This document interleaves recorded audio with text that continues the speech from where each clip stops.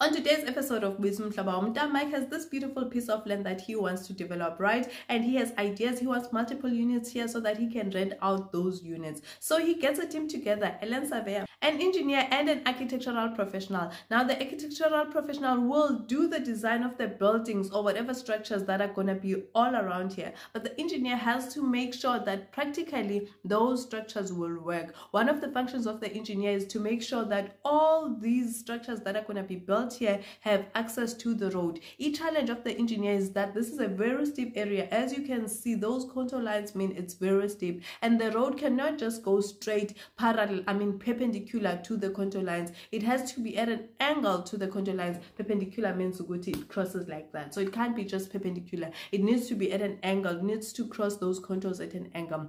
That challenge means that the road has to wind like that, and building a road is very expensive. So the engineer has an idea. We're just gonna make the road narrower so that we can save on the money that we require to build that road. And sure, that is not a really bad idea, but the architectural professional comes up and she's like, if we make that road that narrow and it's already that steep, it's very difficult to get to the bottom. How is a fire truck ever gonna get to the bottom to service the units that will be built here should there ever be fire? A fire truck is big, so you need to make sure that the fire truck can either get there or the hose of the fire truck can get to the bottom unit. So all the units need to have access to such. And this for me was mind-blowing because despite being in the industry for 10 years, I have never ever thought about that. Like, I think about the building in terms of, where's the emergency exit and all of that, but I wouldn't have thought of, hey, there's a development here, and while we design all of that, we need to take into account how a fire truck is going to get to the bottom. A person who has been in the industry for 10 years, which means, yes, I'm not experienced enough, I will admit, but it also means because I'm trained to position things,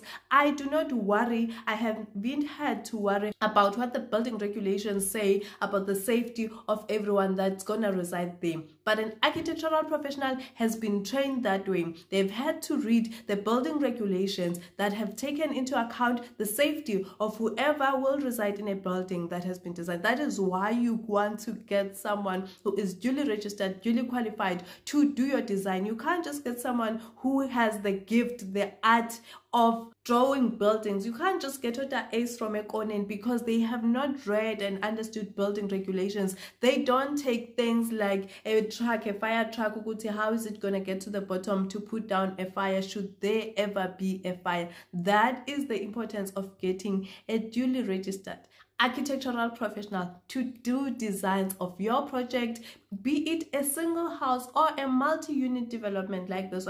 Remember, to check if a person is registered, you go to the SICAP website, you go under the tab at the register, you enter their name and surname. It should come up if they registered. I'll add the link on my comment section so that you can easily access this information. Rose Kenya Property Babe out.